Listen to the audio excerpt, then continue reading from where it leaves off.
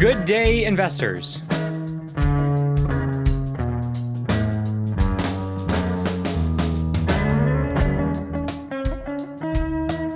Welcome. Thank you for investing your time today.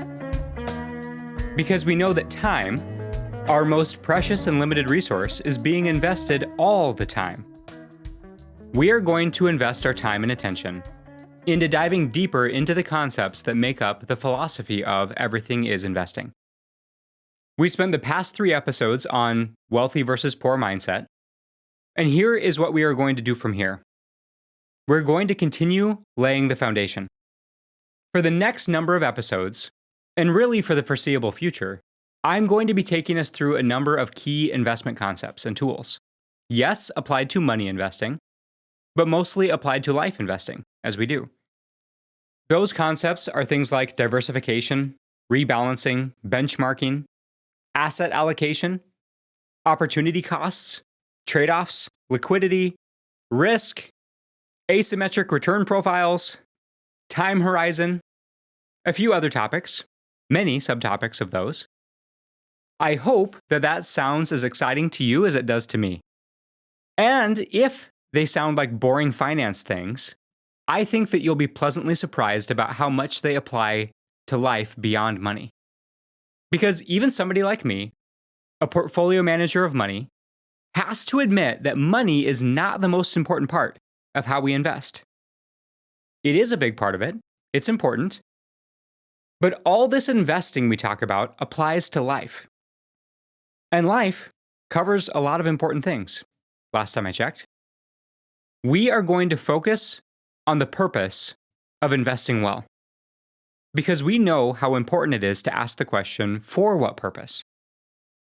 And the purpose of these upcoming episodes is to continue learning and setting the stage of what all this is about. And interspersed with all these groundwork laying episodes will be some fun side tangents. We can't just talk about asset allocation and benchmarking, diversification for episode after episode. Well, I can, and I would have fun doing it. But we will also have other topic-based episodes that will cover some fun areas. We will cover what we should spend our money on. Yes, I have advice for you on that. We will talk about the waste of the wealthy. Scandalous opulence. Oh my. We will talk about how we approach change and challenge as a threat or as an opportunity. We're going to dive into how to achieve financial security. It may not be what you think it is. I'm planning at some point to talk about my vested take on artificial intelligence. That will be an interesting one. And many more as we go. My goal with this next phase over the coming weeks and months is that we learn, we have fun, we are inspired, we're better equipped, and we have the confidence to invest. To invest more and better in the areas of life that we really care about.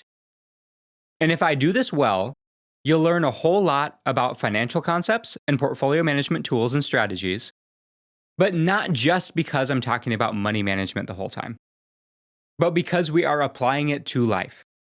Everything is investing. We are going to continue making deposits in that direction. Speaking of which, I need to admit something. I have bounced a check. Just one. Not recently. It was many years ago. I know. I know what you're thinking. How the heck do I still have my job? Yeah, I wondered that myself. That sort of infraction should preclude me from ever having anything to do with anyone else's money. How I am still a portfolio manager is a surprise. To you and to me. It must not have been reported to the SEC yet. Yes, I'm pretty embarrassed about it. Please give me a chance to explain. I wrote a check that I did not have the money in the account to fund. Actually, that's not true. My wife wrote the check. But I asked her to. Believe me, if I could find a way to throw her under the bus for this, but that wouldn't be fair. And to make matters better and worse, it was a check to a charity. We were giving money away. I should rephrase that. We were trying to give money away. It didn't work. The check bounced. And of course, we got a call from the charity letting us know that the check bounced. And by the way, can you imagine being the person that has to make that call? Put yourself in their shoes. Hey, Mr. Cheapskate, that donation you made wasn't actually a donation and just caused a problem for us and makes you look bad. That's not what they said. They were very kind in my remembering. But here's how it happened. We had 2 checking accounts at the time. And we wrote the check from the smaller account. We had the money, it just wasn't where it needed to be. We tried to make a withdrawal from an account that we hadn't funded. We got it corrected, the charity got their money, and it gave me a story about the only check that I've ever bounced. And that is what we're going to talk about today. The investment accounts of life and the deposits and withdrawals that we make in and out of those accounts. I see a number of common issues as it relates to our investing accounts of life. I see people who are not making deposits at all into important accounts. I see people trying to make withdrawals from an account that was never funded or not funded enough. That's what happened when I bounced the check. I see people trying to fund accounts with the wrong kind of deposits. And I also see people who are hesitant to ever make withdrawals from accounts, even from accounts that are very well funded or even overfunded. And to be fair, I see some of these issues in my own life sometimes. In episode 2, we discussed that everything we do with our time, our energy, and our money is an investment into or out of an account. Every part of life that we direct those resources toward or get those resources from is an account. And today we're going to focus on how all these accounts actually behave, how they are grown or shrunk over time. Our life is a group of accounts that makes up our life portfolio. That is an easy thing to say, but it's much harder to actually live as though that is true. It takes practice. So I want to give you tools and mental frameworks to help you treat life as a series of accounts that we are making deposits into and withdrawals from. And I want to provide more specific examples and tie-ins to life and life investing in order to accomplish that. All right, I'll say it again. Every meaningful area of life can and should be understood as an investment account. Health, relationships, career, our knowledge base, our reputation, our leadership, and the influence that we have. And of course, our money. Saying that everything in life is an account is easy to do, but it's cheap. Because what actually matters is treating them that way. Operating this way. Actually treating life as accounts and collectively as an extremely valuable portfolio to be managed intentionally. And it can be uncomfortable to consider because it puts us face to face with the size of those accounts. It puts us face to face with the direction of those accounts, the overall mix of the different accounts, which ultimately result in the direction that we're going in life and the returns that we eventually get. And yeah, most people conceptually agree with the idea of the accounts of life. But at the same time, most people live emotionally and make deposits and withdrawals haphazardly, not on purpose. And most of the results that we're going to get in life are not random or chance, or mostly impacted by other people. They are impacted by the investments we ourselves have or have not made. And I think that it's an important thing to note that there is no such thing as neutral when it comes to our accounts. There's no such thing as static in really anything in life. We can't just leave an account and expect it to stay exactly as it is. What looks like maintenance, what looks like stasis, is actually a series of small withdrawals and small deposits. A little bit of growth and a little bit of decline. Progress and regress. That is how we stay in neutral in something. Leaving something alone, not touching it, putting no investment resources toward it, does not mean that it is going to stay in that exact position. And that is just part of life. Without effort put in, things move toward disorder. Entropy. A common phrase that's used is you put something on the back burner. Well, the back burner in that analogy is still turned on. It's just on low. It's still getting some sort of input. Even skills that we have built over time, Let's say in music, whether that's an instrument or singing. Maybe it's in sports, like hitting a golf ball, shooting a ball into a basket, dribbling a soccer ball with our feet. Those are skills that are built over time, but they need to be maintained just to stay at a static level. They require input and practice just to stay at neutral. Relationships are similar. You cannot make huge strides, advancements, progress in a relationship and then put nothing into it and expect it to stay the same, to stay static. An exception may be a certain variety of adult friendships. My wife and I each have friends that we haven't seen for years, or even bothered to send a text message to, in either direction, to be fair. But the next time we see them, we pick up exactly where we were years ago, as though we didn't skip a beat. That's interesting to me. That tells me that there probably are accounts, and there exist investments that are probably much more stable. They have more staying power, and are more static in an untouched state than other areas. And if someone comes to mind when I talk about that, be a better friend than me and send them a text or give them a call. That alone might make this episode worth it. But as we think across the different investment accounts of life, it should not be difficult to identify that most of those accounts need maintenance, just to be maintained. Those words fit together, don't they?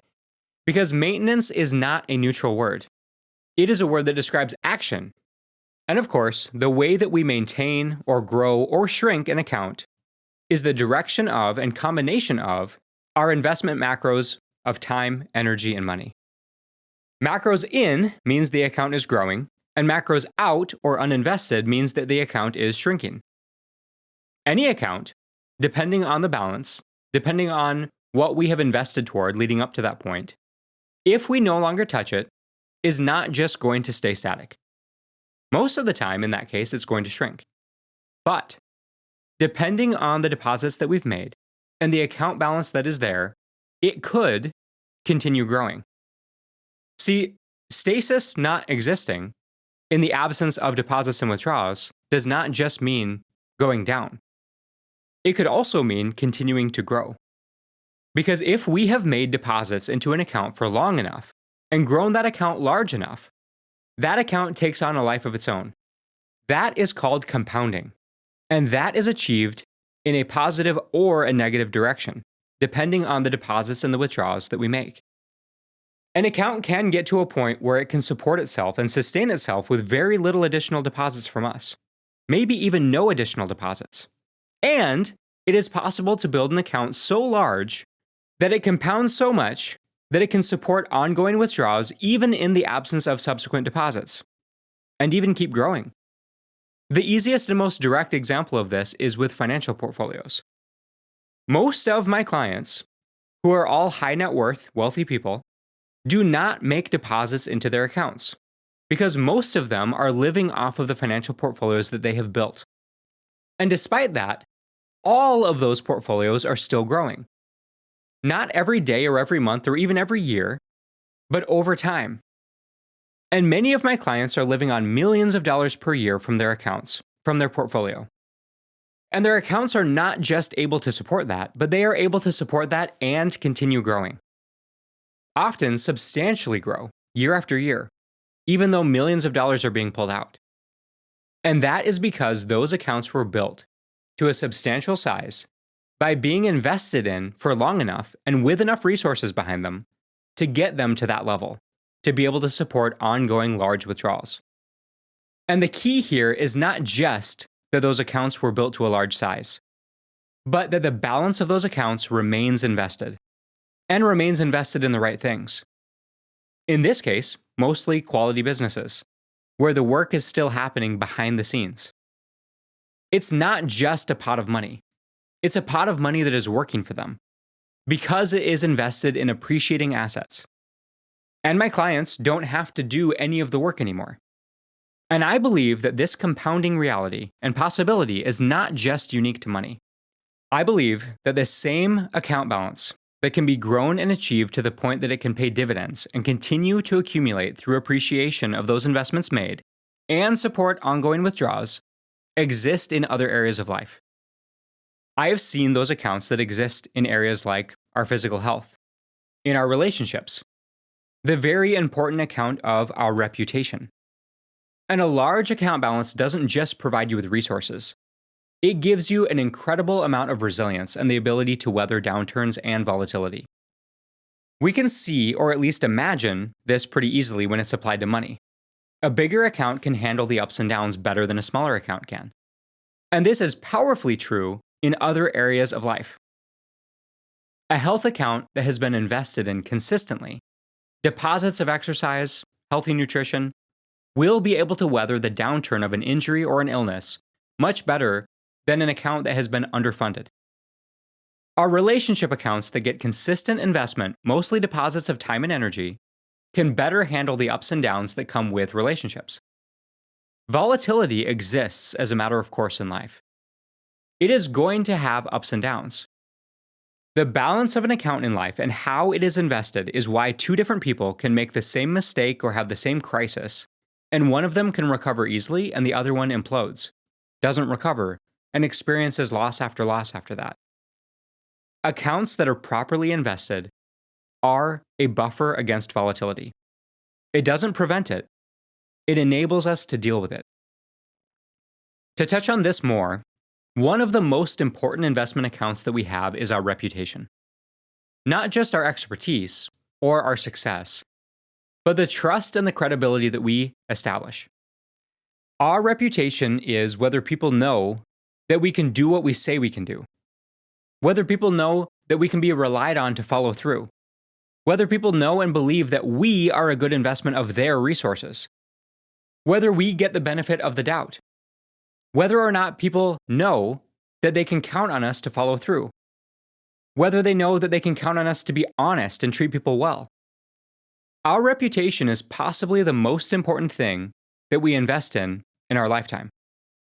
I'm fortunate that it seems like there are situations that come up all the time in my life where I have to dive in and address problems. And I do consider that a fortunate thing. Problems are either problems or opportunities. And the solutions and approaches that I come up with are largely supported by those around me without batting an eye, because I have a reputation of following through, giving good advice, solving problems, and thankfully, overall success. Not in everything, but consistently enough in most things. And there are many examples where I've had to help people navigate through scary times in the market. That has happened many times in my career. And having gone through enough of these situations, those people that I help know that when I say you should be worried or you shouldn't be worried, they know that they can trust me on that. That reputation is built, it is invested toward. And our reputation is also one of those areas, unlike money, where even a small withdrawal in the wrong direction or with the wrong kind of deposit can be disastrous. That is an account that we have to manage carefully and purposefully. All these things, how we make our investments, and the account balances that we build, all factor into our reputation. And those accounts, tended to properly and invested in well, they can weather through volatility. It can even support a withdrawal when necessary. And even in hard situations, maybe especially in hard situations, can result in more growth over time. And with that said, I think there's an important clarification that needs to be made. There is no such thing as an account that is bottomless. Even the strongest account is finite. There are no accounts in the real world that can be tapped forever at an unsustainable rate without consequence, no matter how large it has gotten. The examples that we already talked about, our relationships, our physical health, our expertise, our reputation, and our money, all those apply. We cannot build an account to a point where we can do stupid things with it without consequence. In the financial world, there are rules of thumb that some advisors apply to determine a sustainable withdrawal rate. A common one is the 4% rule. The 4% rule states that within a normal range of asset allocation, from relatively conservative to relatively aggressive, a portfolio can distribute around 4% of its assets every year, on average, and still maintain its value over time. This is a rule of thumb, not guaranteed, and not everyone agrees with it or uses it, but for the sake of our discussion right now, it's fine. Now let's consider an example. Let's say that you have a $10 million portfolio. Congratulations. There are two primary ways that you can spend from that: sustainably or unsustainably. Sustainably would be around that 4% range, and that would be about $400,000 per year. A very nice lifestyle, to be sure, unless you live in certain parts of California or Manhattan. Then you're barely above the poverty line. Unsustainably would be how most people would handle $10 million. Spending it like it is their job. And it is a fun job until it runs out. Most people assume that with $10 million, they would be set for life. They could be set for life. That is a large account. But the withdrawals still need to be sustainable. It doesn't matter how large your account is if your withdrawals are too big. Even a large account, an account balance that has been built to a very big number, and $10 million is a big number, that still does not mean that they cannot run out of money. Or, said not as a double negative, they can run out of money. And many people figure out how to do that pretty easily and pretty quickly. You may or may not be surprised to hear that blowing through $10 million isn't actually that hard. If you withdraw beyond the sustainable draw rate that an account can support without eventually slowing that down, and ideally making deposits into that account again, it will run dry. So I want to make sure that we don't fall into this idea that an account can be built so big that it can never run out. We can always figure out a way to run an account dry. Even billionaires can run out of money if their withdrawals exceed the rate of compounding in that account to the point that it can't keep up. And the other way that we can run an account dry is to invest it poorly. Yeah, you can spend your way through $10 million, even $1 billion. I've seen it happen. You've probably seen it happen too. Examples of famous people, celebrities, professional athletes that live well beyond their means. And you've probably seen the news stories on someone who's effectively destitute, even though as an athlete or an actor, they've made tens of millions of dollars or more during the course of their career. But going back to what we were just talking about, there are two primary ways that we can run those accounts dry. We can overspend or we can invest poorly. We can invest them in the wrong things. And that, in most cases, is a much faster way to bring an account balance down to zero or even below zero. With my own portfolio or with the portfolios that I manage for my clients, if I start speculating, changing the way that I approach portfolio management and invest in a bunch of crap that goes down in value quickly, it doesn't matter how wealthy they were. And were being the operative word here. If I make bad investments, those accounts are going to go down, and they're going to go down fast.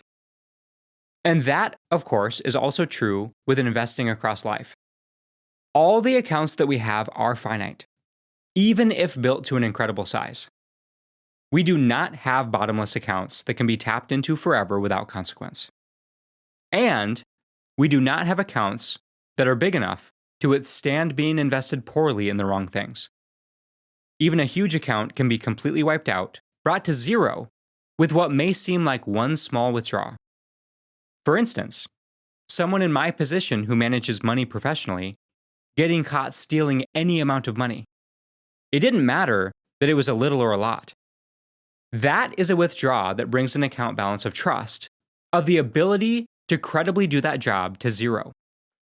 And in those cases, usually the account going to zero is soon followed by even worse consequences. Prison, bankruptcy, company failure. Yeah. The same can be true when it comes to relationships. One breach of trust, one promise made and then not kept, one act of infidelity, one betrayal of confidence, can bring an account that was legitimately large down to zero. And so it's also important, especially important in managing our accounts of life, that we avoid those game over decisions. And they are decisions. Those things do not accidentally happen. We do not need to walk around being worried about stumbling into these situations. Those are deposits or withdrawals that are intentionally made. And we shouldn't be surprised. Those zeroing out of accounts seemingly overnight are invested toward because they are chosen. They are a purposeful choice of how we allocate our capital. Let's not make those poor investment decisions. But sometimes there are situations in life when withdrawals need to be made, even where large withdrawals need to be made, that will bring the account balance down, at least for a time. And these withdrawals, even large ones, can be survivable or even be a good thing if used for a specific purpose. There are times when we need to purposefully make that choice to make that withdrawal for a specific reason, because we're targeting a specific outcome. And we can responsibly deplete an account for a period of time.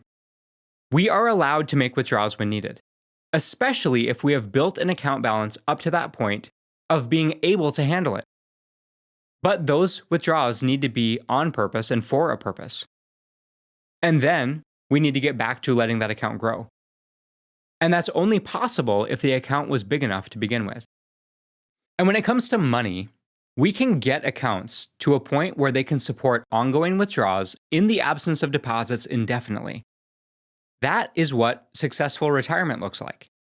Being done earning money, but still having plenty to live on. But that can be hard for people to do. Make withdrawals from accounts that have only ever been funded.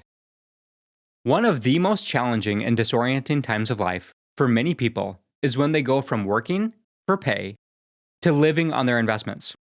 That inflection point is a big one. I and those I work with at my company have been in the position of helping many of our clients transition from working for pay to living on their investments. And disorienting really is the word I would use to describe it. Habits are built over time.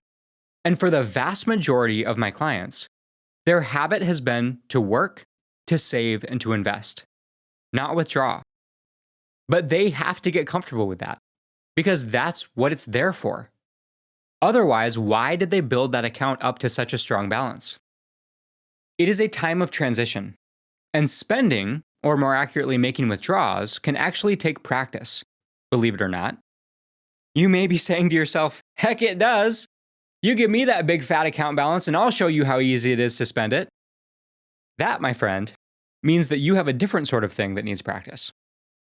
We are usually well practiced in one direction or the other, spending or saving. And what we practice persists. My clients fight over money. I should say some of them do. Most don't, from what I can see.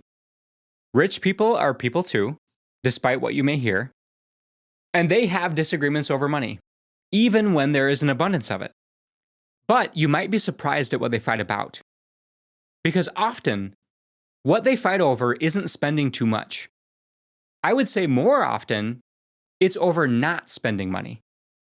Usually, one of the spouses wants to use some of their money to solve what they see as a legitimate problem. And the other spouse is against it, just based on the principle that it will cost money. And you know what? That 23-year-old Suburban runs just fine. Or that dated kitchen from the 80s still cooks food just fine. And that tendency to avoid spending, avoid making withdrawals, is part of who they are. In many of these cases, it's a big reason why they have all that money in the first place. They didn't spend it. That is their natural bent, to not spend money. And that can be great. That is great during a certain phase of life. But it can and does cause problems at times. But we have to ask ourselves, and this is what we try to help these people with, what is the point of this account? What is its purpose? Is the point to build and have a big account balance? In most cases, I would say no. The point is to serve a purpose, either now or in the future.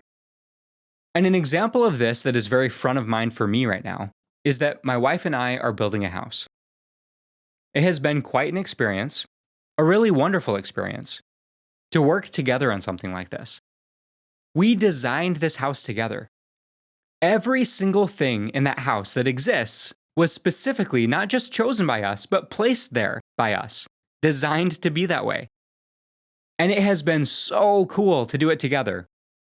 But it's also been, and I guess this happens when you build a house, it's been really expensive. And for the first time in my life, for the first time in our lives, our savings rate for this year is going to be negative. And by savings rate, I mean the difference between what I earn and what I spend, which is not just saved as cash. Of course, the difference needs to be invested for it to be powerful.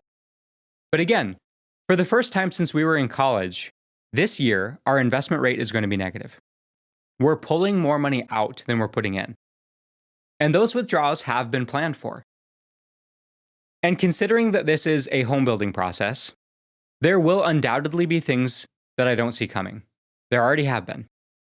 There are going to be unexpected expenses, many of which have already come up. I have assumed that there are going to be expenses that I don't even see coming yet that are going to slap me in the face. And I have to admit that the fact that my perfect track record of positive savings rate, positive investment rate, is about to come to an end, that my streak is over, and that bothers me. Apparently, I'm finding out that that was something that I had attached a level of value to. Some of my self-worth was attached to the idea that I invest. I have a positive investment rate every single year, no matter what. But the point is that these withdrawals are for a season and for a specific purpose. And it is not going to be something that happens with any level of frequency, especially when it comes to building a house. My word, that is not going to happen with any level of frequency going forward. There is a decent chance that it never happens again. Again, amazing experience. Not sure it's one that I want to repeat. And even if our investment rate goes pretty sharply negative for the next number of months in the short term, it is short term and it is for a reason. It is for a purpose. And we'll get back to positive cash flow once it's all over, once it's settled. And the roughly 20 years of positive cash flow that has been invested in consistently has resulted in the situation that can withstand a year or more of negative cash flows without being terribly disruptive. Because it's not going to stay negative forever. And the account balance was there to be withdrawn from in the first place. Sometimes withdrawals are going to happen. They're necessary, whether by our choice or not. And by our choice is certainly the better scenario, rather than it being something that happened to us. But whether it's intentional or not, withdrawals are coming. Expensive things happen. Hard things happen. Life circumstances happen. Ideally, we're choosing those things, but sometimes we have to pay bills. We have to pay costs that are unexpected, not just with money, but in other areas of life, resulting in us having to make withdrawals. And the accounts that we have built should be able to withstand those if we have invested well, and if we do what we can to limit that to a season and get back to making sure that those accounts grow and compound. So, we do not need to look at the accounts of life as though they are something that we can never touch, that we can never make a withdrawal from. Because as I've said before, and I will say again, the point is not necessarily to have a big account balance. The point is to build a portfolio to have resources to actually do something with. That all-important question, for what purpose? For the purpose of having a big account balance is actually a pretty poor purpose. But for the purpose of being able to weather unexpected situations, yeah. For the purpose of being able to do something extraordinary outside of our regular everyday approach, yeah. For the purpose of having an impact, for influencing people in a positive direction, for helping someone that we know is in need, for supporting an organization that we care about, yes, absolutely. That should be the purpose of building these big balances. With money, with reputation, with ability, with skills. Building that investment account of health so that we can do something with it. Be there for our family. Go on those adventures. Build relationships. Yes, to weather volatility, but more important, to be able to intentionally achieve the outcomes that we are shooting for. Not just have big accounts that we can look at that can make us feel good. And for right now, for my wife and I, building our home falls into that. Although I will say that having account balances that are well built across relationships, across health, across business, and of course across money, those do help us sleep better at night. That comfort level is an important thing, and I think that that is a very worthwhile side benefit of those investments that we've made and the account balances that we have grown. But we all have accounts that we know we should be making deposits into, but we struggle to do so. And a very common trap I see, and this applies across wealthy and poor in all sorts of areas of life, is that people will say, I'll invest in that account someday. I'll do it eventually. I know it's important. I know that I should be doing it, but it's just not a good time right now. But those accounts of life that we know are important and we know should be getting investments, that strategy of someday is dangerous. Because we know that those accounts should be getting deposits now. And the ones that I see and hear most often are the common ones. I know I should be saving for retirement, but I'm going to put it off until later. It's just not a good time. We don't have enough margin.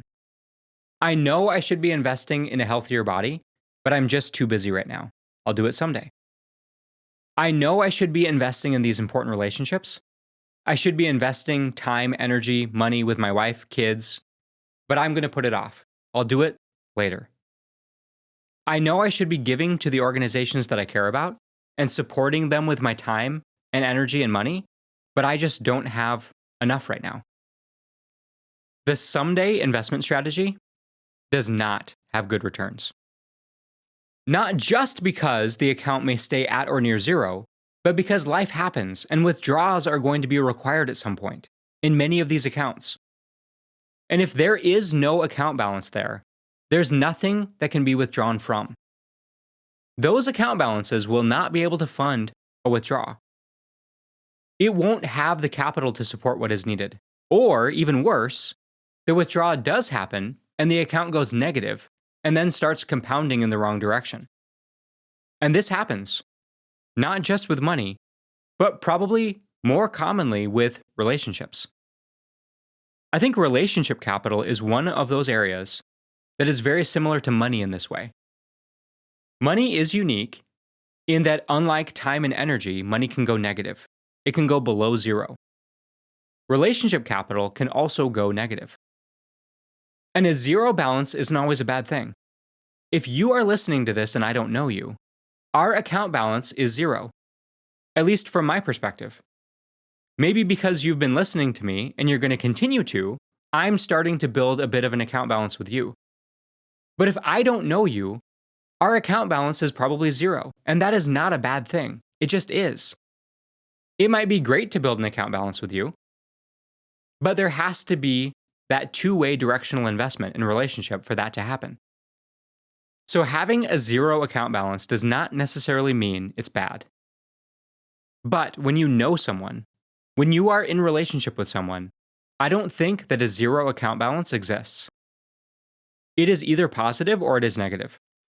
And you can probably come up with examples of those pretty quickly. If I ask you to think of somebody that you don't like, I would guess that for the vast majority of us, someone's name or face very quickly comes to mind. That person has a negative account balance with you. It is not zero.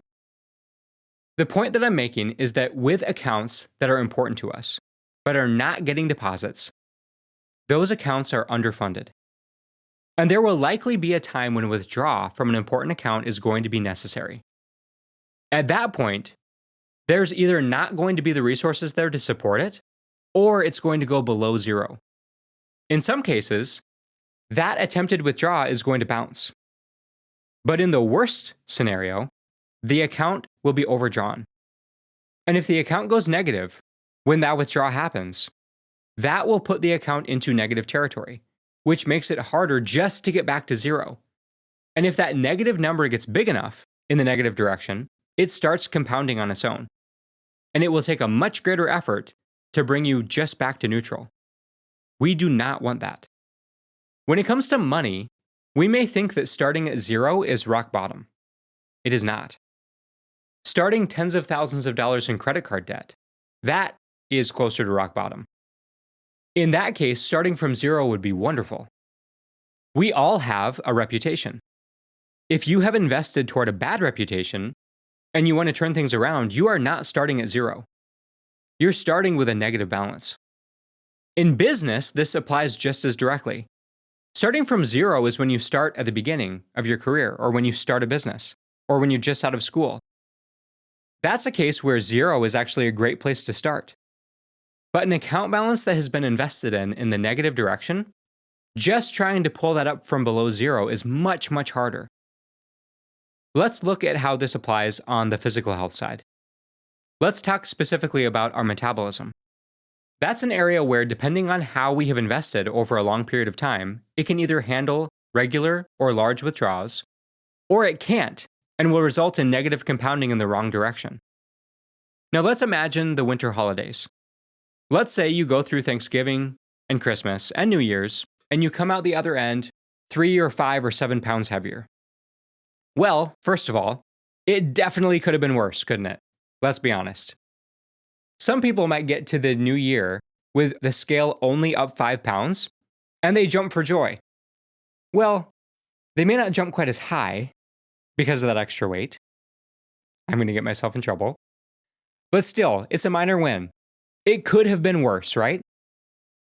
That is a common occurrence for a lot of people. It's almost par for the course in many cases. Many of us are in or have been in situations where we've made poor deposits into our health account. Being sedentary, too many or too few calories. Let's explore the too few calorie side, something that isn't talked about as often. Being chronically calorie restricted because we think it's the right thing to do. But that has sent a starvation signal to the body, which our metabolism is incredibly adaptable to.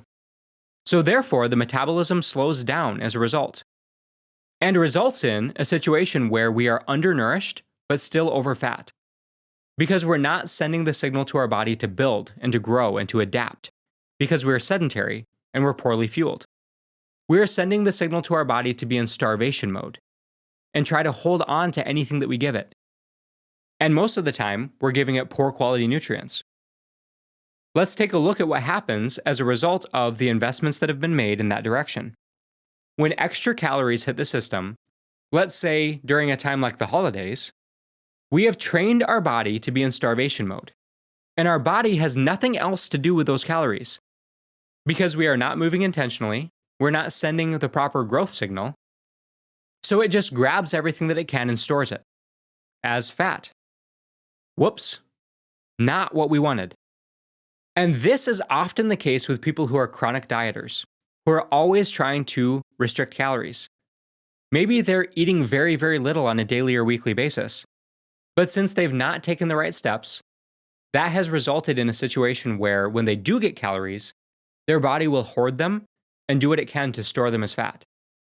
But when it comes to investments that we make in the accounts of our metabolism, it is possible and it's within reach to build a body that can tear through Thanksgiving, Christmas, New Year's, all the desserts, all the extra calories, and look and feel about the same in January as it did in November. How? That account is built over time, through building quality muscle, through intentional movement, by eating the right amount and quality of food. And that is both not too much and not too little. And approaching the holidays with some moderation. There is a difference between feasting and gluttony. Again, for what purpose? There are habits that result in a metabolism that is high and adaptable because you've established habits of movement and lifestyle that give your body something to do with those extra calories other than just store them as fat. And those deposits are made through miles walked or jogged or biked. Those deposits are made through weight that has been lifted. Those deposits have been made through quality meals that appropriately fuel your movement and build a strong body as a result. A body that has been intentionally invested in the right direction. Sending a signal to your body to build in the right way, not just store in the wrong way. As a quick callback to one of our wealthy versus poor parallels, pursuit versus avoidance. Even our bodies respond in this way. Building for a purpose versus storing to avoid starvation. With the right investments made, you can throw all sorts of holiday food at it. And having made those investments, in many cases, you can come out the other end about the same or even having built a little bit more muscle. Because your body was taking advantage of those extra calories and then using it to build in the right way because you sent the right signal and you laid the right groundwork. You've built an account balance that has resulted in the right kind of return rather than disaster. And that would be pretty awesome, right? Hey, it's been a little bit since I've talked about nutrition and fitness. And don't we all feel better now? Okay, it's important for me to give a critical warning about tracking balances. We can treat fitness and food as a ledger, pretty simply as deposits and withdrawals. We can and should treat money as a simple ledger, ins and outs, deposits and withdrawals. But there are areas of life where we should not treat our accounts as ledgers. And one of those places is relationships. We should never treat those simply as a ledger or a scorecard. Transactional accounting, if you will. If we treat relationships simply as a scorecard, we are probably not going to have those relationships for very long, or they're not going to be very high quality. Transactional relationships will progress into a shallow or negative direction. That is not what we want. Someone like me, talking about investments, deposits, withdrawals, can make it sound like we just need to track it all, keep score. If we put in deposits, we should be able to expect withdrawals. Relationships are built over time, like everything else through deposits and withdrawals, yes. But we should not treat those accounts as a ledger. These accounts should be fostered and cared for. We should be asking, do I consistently, intentionally invest in this? Not expecting withdrawals, not expecting to be able to make withdrawals, but knowing that they probably will happen. Knowing that hard times are going to come. And those accounts of relationships are built without expectation of being able to benefit from those in the future. It is amazing to see people who have built their marriage, their work relationships, friendships that are resilient, that can withstand volatility even when large withdrawals are required. But that is intentional investments that they and others have made that allow them to weather through the storms of life. And when it's done that way, it can result in amazing things. The whole time that we have been married, my wife and I have lived a long way from immediate family. And there have been times when we've been going through hard times, even in crisis. And there have been so many friends that have shown up for us in our time of need. We have invested in relationships to the point where we know several people who would drop anything to help us if the need became known. Just as we have been there for others in their time of need. And it is unbelievable how fortunate and how blessed we are in that respect, especially for a family like ours that doesn't have immediate family nearby. We have intentionally invested in that direction, but again, not in a way that is about keeping score. And this applies to many areas of life. Let's talk about the business front for a bit. Often something that we think of just from a transactional ledger standpoint. I invest a lot of time and effort on the business side. I do quality work, but sometimes my results are not stellar.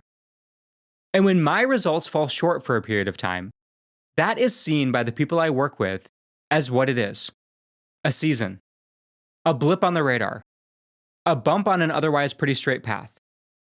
But that is because I and those I work with have an account of trust and reputation that precedes us, and that we continue to invest in. Related to that as well, and maybe even more specifically, we have a track record of pretty good returns, a history of strong investment returns in the market in the portfolios that we manage. As the portfolio manager for my company, we have built a strong track record over many years, but not every year. We are, for instance, measurably behind benchmarks about 1 out of every 3 or 4 years on average. And yes, that means that we typically do better than the benchmarks in most years, but not always. But our clients know about our track record and the value that we bring and the long-term focus that we have, our steady hand in turbulent times. The way that we are laser-focused in helping them in any way that we can. Our focus on the right things that really matter in investing, which eventually translate into strong returns and have translated into strong returns up to this point. And even in a year where we underperform or are negative, most of what we hear from our clients is the same as what we hear in strong years, which is, thank you for the great work that you do for us. And that is not just handed out. That is earned. That is built and invested toward over time. And we take earning that and building that very seriously. Those are accounts that we are constantly striving to make deposits into, because sometimes a withdrawal is going to need to be made, such as in a year where we don't perform as well. And as we wrap this up, I want you to consider what is something of a diagnostic question. Consider the accounts in your life that you care a lot about, that matter to you. Then ask, if I stop investing in this account for 90 days, what would happen? Would it collapse? Would it just decay a little bit? Or would there be no noticeable change? Or maybe even, would the account continue to grow? And I believe that question forces honesty. It can also reveal the size of an account balance that has been created and in what direction that account balance is going in, positive or negative. If there is already a level of compounding that has been achieved in either direction, it can be revealed in this exercise. I would encourage you to repeat this across all the categories and the accounts that we've talked about: health, marriage, career, faith, friendships, money. Sometimes we are in a situation where we are constantly just trying to dig out of a hole. And the question of what would happen if I stopped investing in this for 90 days, if that account balance would very sharply compound and veer into the negative territory, that probably has a negative account balance right now. Sometimes all we are doing is feeding an account as much as we think we can, just to stop it from going sharply negative. That is a clear sign of a negative balance. And if an account would instead be resilient, continue to grow, or at least maintain very well, in the absence of investment, that is a sign that you've probably built a positive account balance through meaningful deposits, and that you're getting returns in the right direction. I hope we all have those kinds of accounts. And when we have identified an account that is well built, that is an account that deserves our continued attention and investment. Tend it well, because the returns from those accounts are powerful. And those accounts that we're doing everything we can to hold up, but would likely very sharply veer in the negative direction if we stopped investing, we usually have two choices in that case.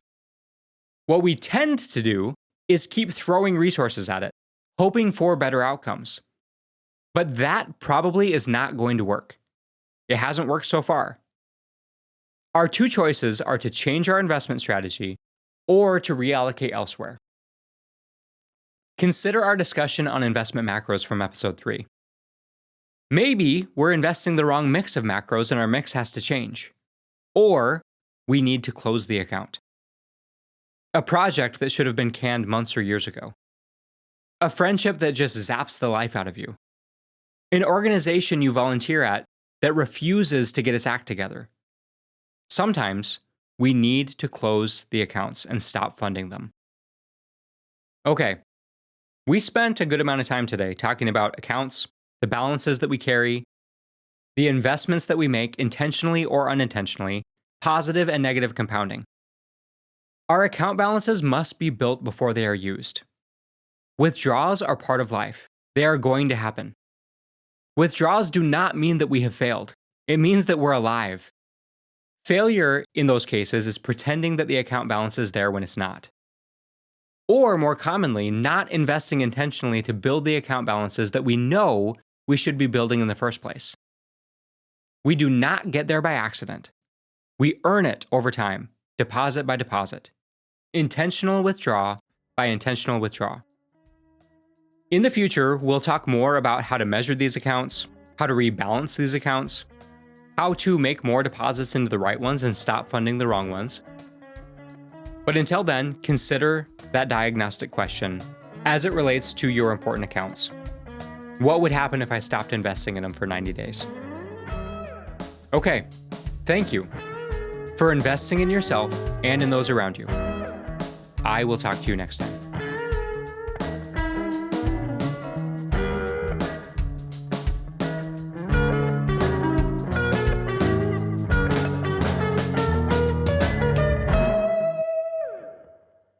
Deposits and withdrawals. Withdrawals. Withdrawals. Why can I not say that word right? I'm just going to keep saying it wrong.